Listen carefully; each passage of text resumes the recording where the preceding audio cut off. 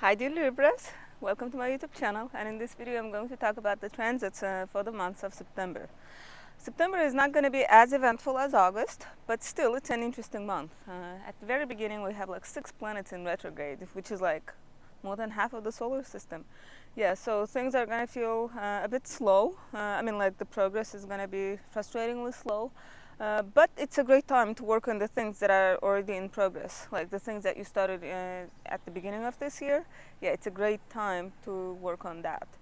And then, thankfully, 2 planets are going to turn direct, and those are personal planets, Venus and Mercury. When inner planets, personal planets, are retrograde, we can really feel that because it affects our daily life. When outer planets are retrograde, we don't feel it that much. It's more like subtle. Yeah, but personal planets, we definitely feel it. Both of them are going to turn direct in September. And yeah, I'm going to start with the overview as usual. The planet Pluto is in Capricorn. It's in the 28th degree right now as I'm recording this. And so that means Libras who were born at the very end of Libra, like October 19th, 20th, you guys are experiencing a square to your sun, and that is intense. Yeah, it might feel as though like you are under the boot, like your head is on the floor and somebody's boot is like on your head, not allowing you to move or something, like some invisible force. Like, yeah, there might be like some delays, frustrations, rejections, not like in love, but like in things in general, like rejections, like constant no's. Yeah, it's like to test your strength. And the thing about the Pluto aspect is it's at its strongest when it's exact. So let's say your sun is on the 28th degree of Libra. So Pluto right now is making an exact square to your sun. So that's when you feel it the most. But when it moves to the 27th degree of Capricorn, you're not going to feel it that much. 27th degree sun Libras are going to feel it then. Yeah, so thankfully that thing is about Pluto. And the thing about the outer planet aspects is that we feel it the most when it's making an aspect while it's retrograde. Yeah, so when it turns direct and passes over those degrees again, when it makes a square again for the third time, it might not be that harsh. Like, yeah. That is what I wanted to tell. So Pluto, as you know, has been in Capricorn for the past 15 years, and it's been transiting your 4th house, your emotional foundations. I mean, it's a really long transit for you to feel it like all 15 years. You feel it when it makes an exact square. Yeah, well, when it makes exact square to your Libra planet. Otherwise, we probably didn't feel it that much. But like subconsciously, it's been transforming your emotional foundations, family life. Yeah, and what else was I gonna say? So Pluto has been transforming corporations, power structures, institutions, government, banks. Yeah, it started with like that 2008 financial crisis, right when it entered Capricorn. And so imagine that in the background of our life right now in 2023. Pluto, when it was about to leave Capricorn, again, some bank in San Francisco collapsed. And then I'm expecting something similar about banks is going to happen again when Pluto reaches the 29th degree of Capricorn, like early next year, I believe. Yeah. Imagine those kinds of things happening in your 4th house. Yeah, so there have been transformations. And then next is Neptune in Pisces. It has been spewing out fake news, uh, lies, propaganda, because Neptune rules our collective subconscious. So, have you noticed everyone is pretty much mentally ill nowadays? I'm exaggerating, but it feels that way. Almost everyone is like, oh, I have this, I have that. It's almost like mental illness Olympics. Who is more of a victim?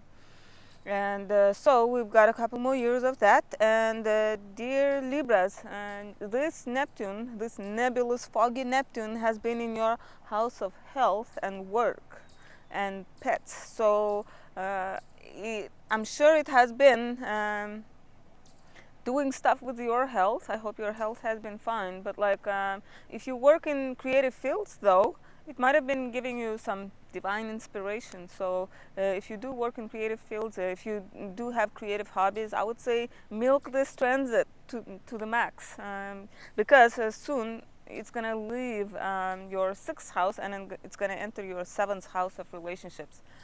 And yeah, what else was I gonna say?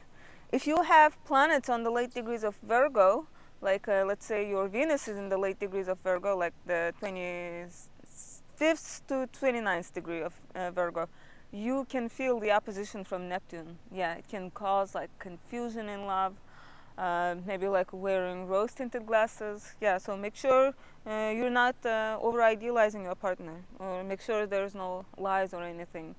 On the positive side, when Neptune wants to be positive, it can give like divine love. Yeah, so the, Neptune is like double-edged sword. It can give something really good or like something really nebulous. Yeah, you get the idea. And now Uranus has been transforming, bringing innovation to finances around the world, like cryptocurrency stuff. Um, the food industry even has been affected, like lab-grown meats, which is ridiculous. Yeah. I hope it's just a Uranus and Taurus thing. I hope it goes away like in a couple of years, because it sounds messed up to eat like lab-grown meat. Why should we do that when we have so many chicken and like cows? Um, so yeah, Uranus in Taurus. It has been in your eighth house for the past 4 years. So it probably has been shaking up your shared resources, I guess. Your partner's resources have been experiencing like ups and downs, like, well, not like ups and downs, I should say surprises, like unexpected stuff. Sometimes it could have been like unexpected money, or what else? Yeah, like unexpected inheritance, something like that, because eighth house is inheritance. And then, I mean, for you Libras, you probably got unexpected inheritance. And or unexpected expenses too, so do watch out for that. You guys have a couple more years of this, and after that it's gonna leave your eighth house. Yeah, and thankfully Jupiter is also in your eighth house from this May until next May. Yeah, and it's probably been giving like expansion to your shared resources. Probably your spouse got a promotion at work, like, and higher salary because of that. Uh, because eighth house is your partner's money. It's the second house from your seventh house. Yeah, and if you like for yourself, then yeah, again, money, money stuff like.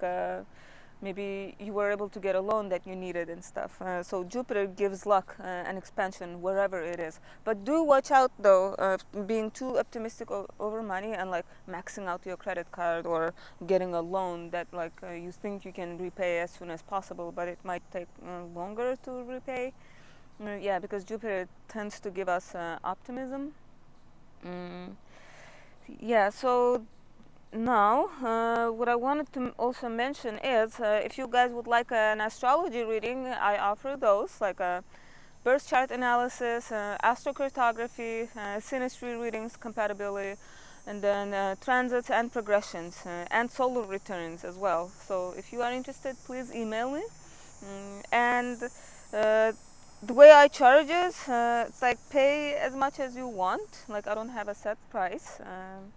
Some customers have been really generous. I appreciate that. But like those who are going through hard times, don't worry. Like you can still email me. We can negotiate like these like reasonable price, I guess. Yeah. So now I'm gonna talk about the inner planets. On September 3rd, at the very beginning of the month, Venus is gonna station direct on the 12th degree of Leo, in your 11th house, and this is nice because Libra, Venus rules you. Okay, it's your ruling planet. So when it turns direct, it's a huge relief for Venus-ruled signs. You probably have been reevaluating mostly friendships, Yeah, long-term goals and wishes. That's 11th house. And what else? Your networks, okay, like the like-minded people in your network. You've probably been reevaluating your relationship with those. Yeah, some old friend might have made a comeback. Yeah. And so that period of reevaluation is over. Venus is gonna slowly start going direct. I mean, she's not gonna be back to her normal speed like right away. It's gonna take her like almost a month to do that. She's gonna leave the shadow zone on October 6th. Yeah. So, but still, direct Venus is better than retrograde Venus. Yeah, even though it might still be slow.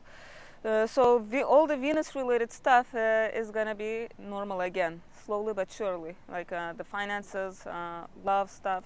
Yeah, if you've had like misunderstandings, now like towards the end of retrograde, you probably made a reconciliation and stuff. And when Venus turns direct, things should be back to normal again. And your strength, your relationship will have been strengthened if it survived the retrograde.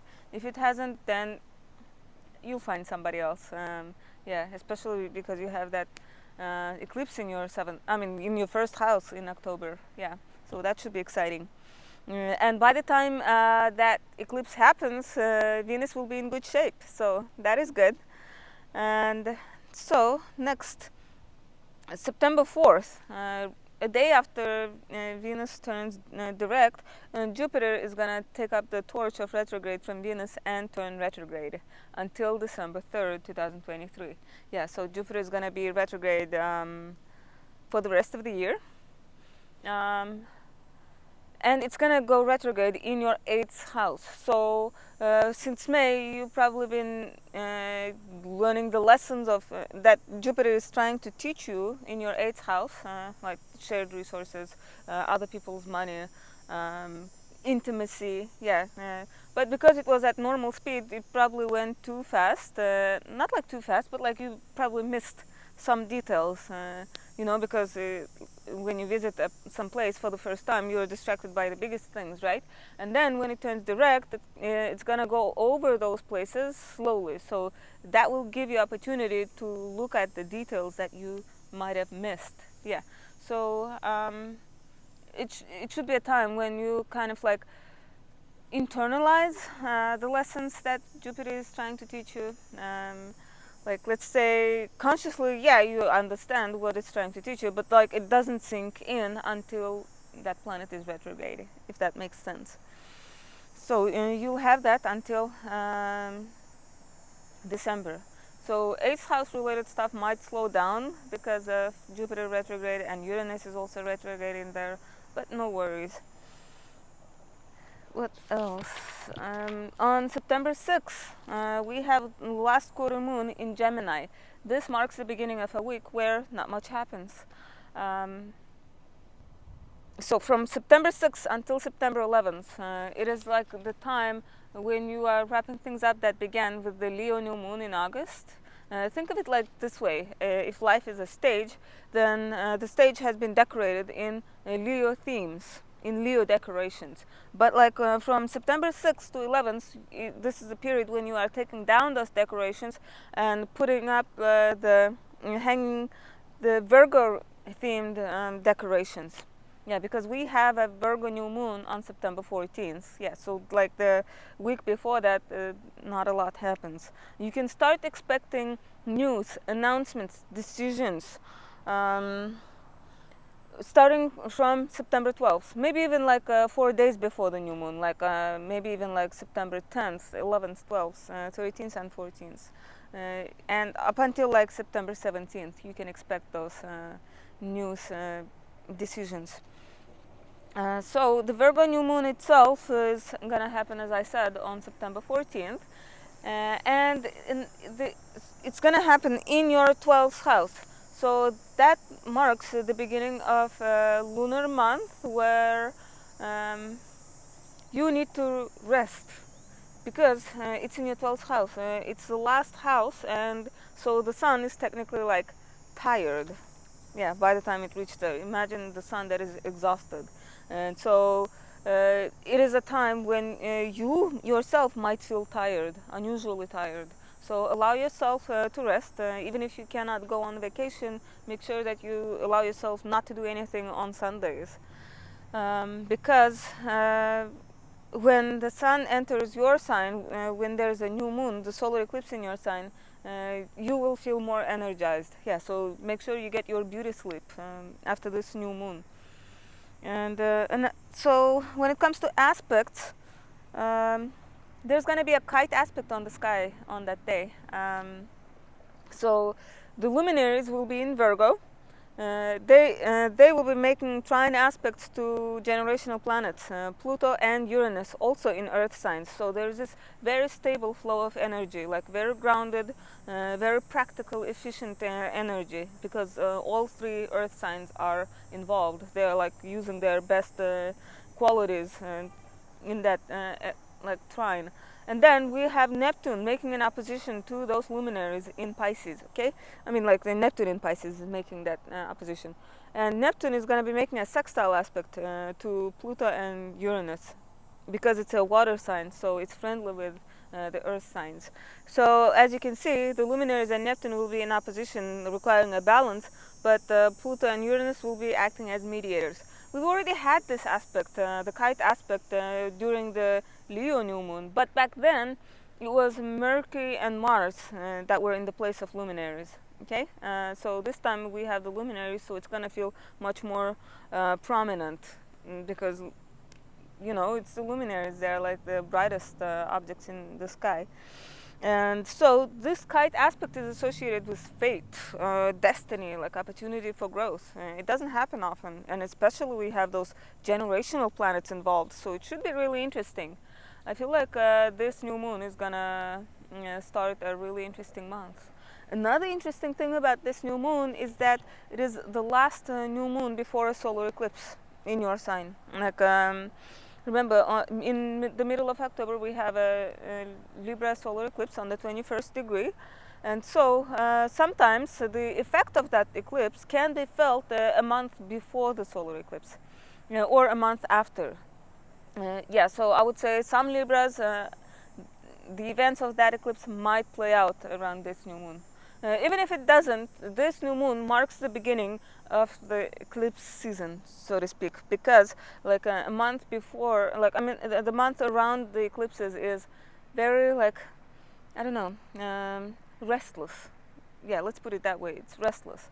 Um, the routine is gonna feel weird because subconsciously, I guess, energetically, we can feel that changes are coming. So we kind of like start getting ready for changes. Eclipses bring huge changes. Yeah, and so I would say the first half of September is gonna be relatively peaceful, uneventful. But then the second half of September, we start like getting restless. Life will start feeling a little bit more hectic. Yeah, and then. And so after this new moon, like a day after the new moon, Mercury is gonna turn direct. Yay! In Virgo, in your 12th house. Yeah, so you've been probably sorting out your subconscious stuff. 12th house is hard to explain because it's the very last house in astrology. It's like that's where all of our problems get dumped. Like imagine all the problems that each sign just puts under the rug, under the carpet. Yeah, so it gets passed down until all the way to Pisces. And Pisces, it cannot just send its own problems to the next sign because it's the last sign. Yeah, so Pisces has to deal with all that mess, psychological mess. And so in your case, with that new moon and Mercury in there, so your 12th house is going to have like 3 planets in there. That's yeah, so normally in September you have many planets in your 12th house. So I guess it's a time to really think about your subconscious issues, those issues that like you are probably consciously too scared to think about. Yeah, you might feel a bit more anxious than usual. That can happen when the sun is in your 12th house. Yeah, but like with Mercury direct, it will become a little bit easier, uh, especially when it comes to like the thought process, communication, and yeah. So it's gonna turn direct. I mean, the thing about the Mercury retrograde is that it's at its most confusing right when it turns retrograde or when it's about to turn direct. So I wouldn't get too excited right away when Mercury turns direct because it still can be confusing slightly.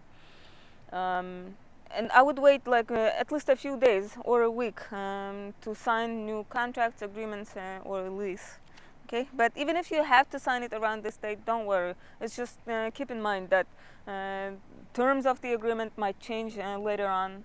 Okay, and then on September 22nd, we have fall equinox. Yay! In the northern hemisphere, the sun is going to enter your sign, Libra. The day and night are going to be equal. So this marks the beginning of a Libra season. I forgot to say it at the beginning of the video. Happy birthdays to September Libras. I hope you have a wonderful birthday, and I hope the eclipse in Libra is gonna bring like awesome news to you. Okay, awesome changes to your life. And so uh, after this, we have a full moon in Aries on September 29th. Okay, on the 6th degree of Aries. So those Libras whose birthday is on September 29th, this means you will have this full moon on your solar return chart. This means the full moon energy is going to be active like all year for you.